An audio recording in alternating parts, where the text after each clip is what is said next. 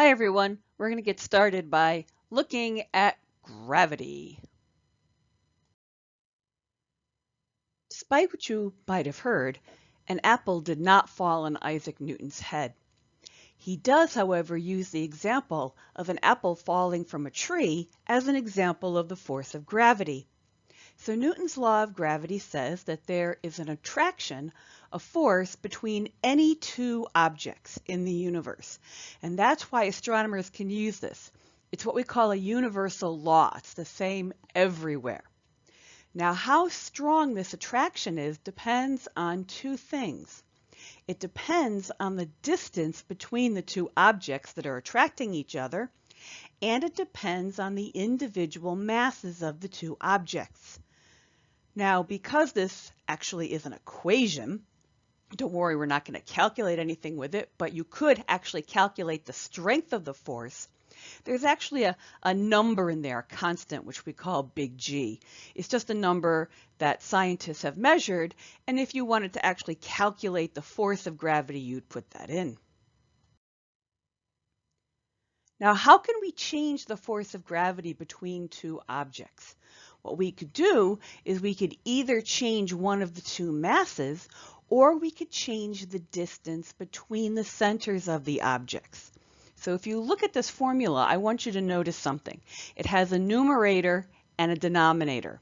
In the numerator, you have the two masses multiplied by each other. What that means is that if you make one of the masses bigger, the whole force becomes bigger. If you make one of the masses smaller, the force becomes smaller. So whatever you do to the masses, you will do the exact same thing to the force of attraction between them. So if one of the masses became twice as large, the force of gravity between them would also become twice as large.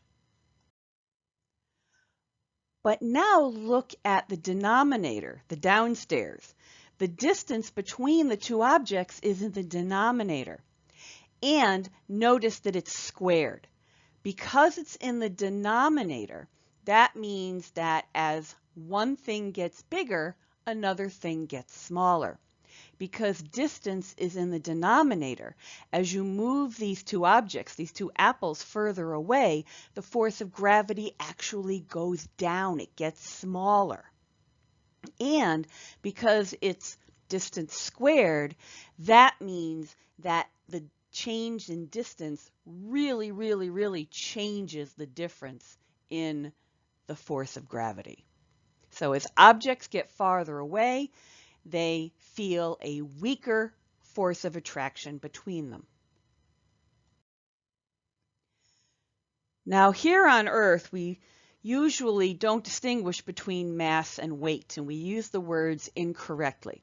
Mass is a measure of the amount of stuff that makes you up. Your mass is the same everywhere you go in the universe.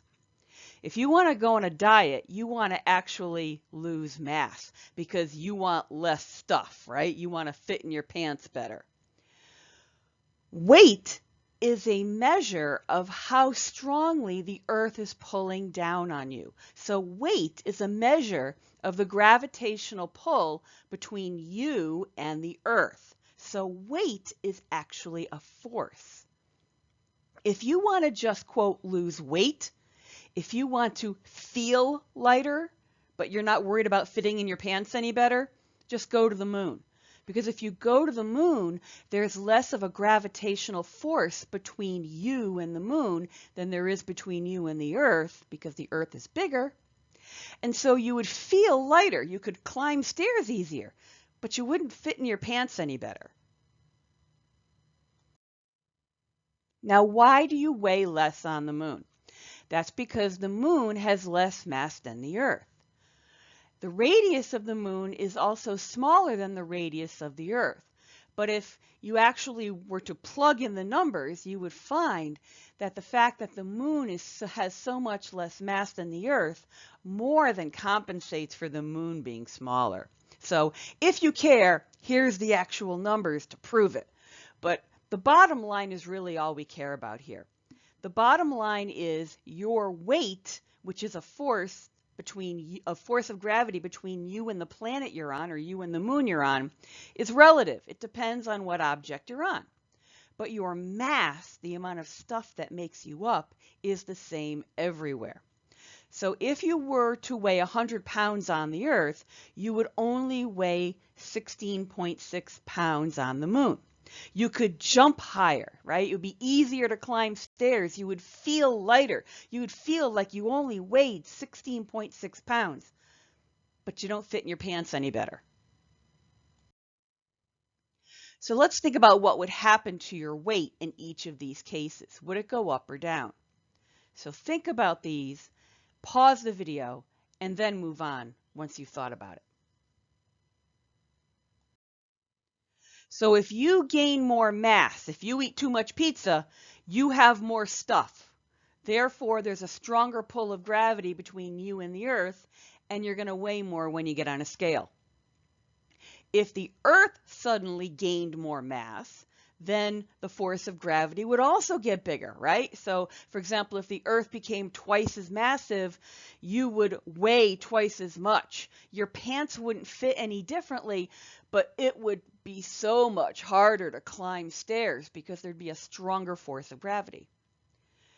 If the Earth, however, became twice as large, the distance between you and the center of the Earth would increase.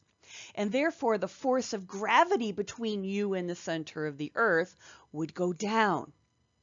And so, even though the size of the Earth got bigger, if the mass of the Earth didn't get bigger, just the size, if we sort of inflated the Earth like with a giant bicycle pump, right, without making the Earth any more massive, because we're moving farther away from the center of the Earth, we would actually feel less gravity. And again, it would be easier for us to climb stairs, but our pants wouldn't fit any differently.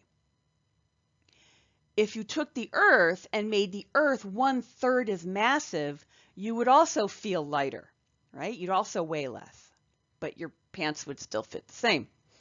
And if the Earth shrank down to a third, if it got smaller, right? Remember that if the Earth gets smaller, the force of gravity is a measure of the force between you and the center of the Earth. If the Earth shrunk down without losing any mass, just compacting the Earth, right? If we just crunched it down, you'd be closer to the center of the Earth.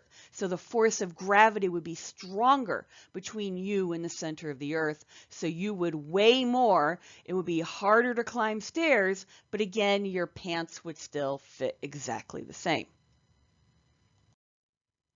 So think about it. If you've ever seen pictures or videos of astronauts, and I've put a link for you of a picture of like a 30-second video of astronauts on the moon, the astronauts were wearing really, really heavy spacesuits. So why could they actually move around in a heavy spacesuit?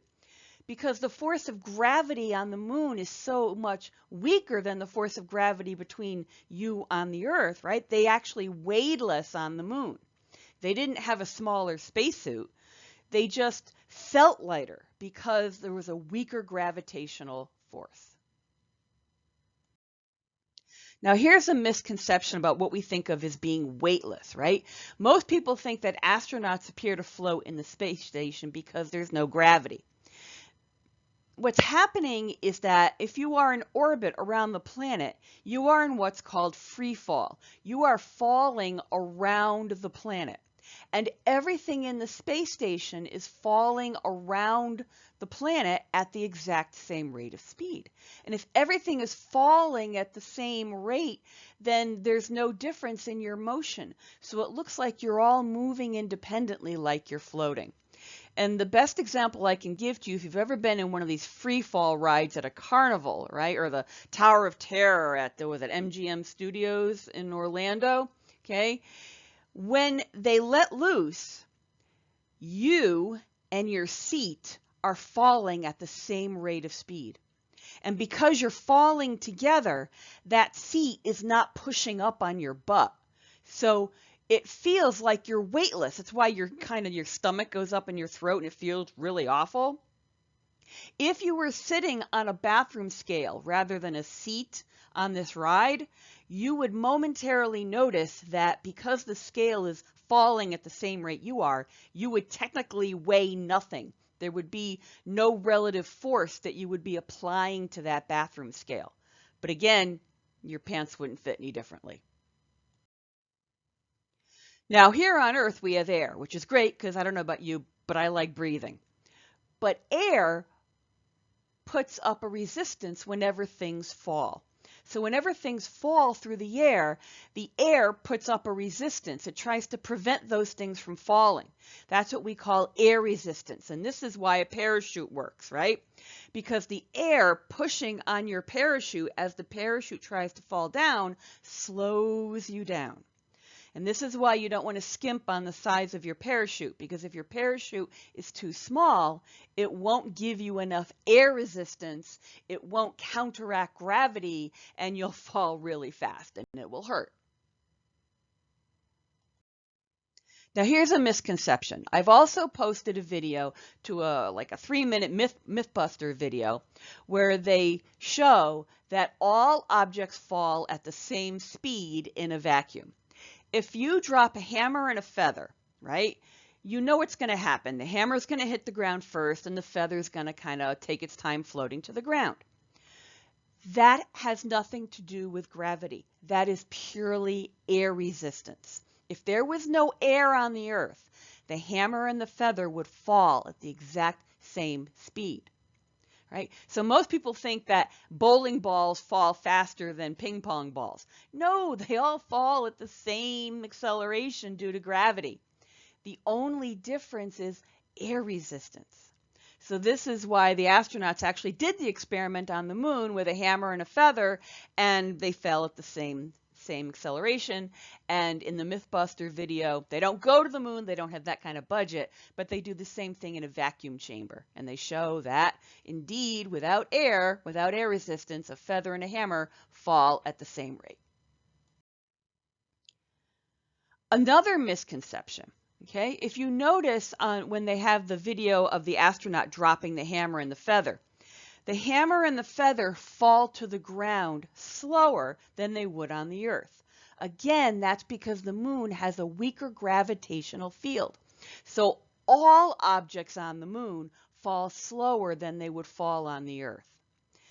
This does not mean that objects float on the moon, right? Objects are not floating on the moon. Okay? The moon there's a gravitational pull between everything on the moon and the moon. Any two objects that have mass will have a gravitational force between them. So on the moon, it's not fair to say that there's no gravity on the moon. You can say that there's a weaker gravitational field, right? You would weigh less. The hammer and the feather fall slower on the moon, but it's not correct to say that there is no gravity. Now, why do astronomers care about gravity so much? Well, for one thing, gravity is why the Earth and all the planets are round. They're pretty spherical because gravity pulls everything together. It pulls everything toward the center.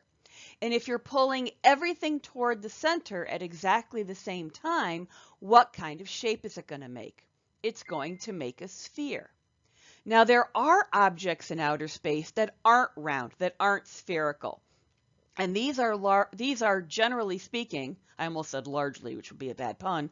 Generally speaking, these are small objects that don't have enough self-gravity to get their act together and pull themselves into being spherical. So the only objects we typically find in space that aren't spherical are small hunks of rock, like asteroids or small moons, or very big puffy clouds of gas and dust, which we call a nebula. Now, over time, gravity also works on those clouds of gas and dust and tries to pull them in and make them spherical as well. So we're going to come back to this idea a little bit later on in the course because gravity is going to be very important in the birth of stars.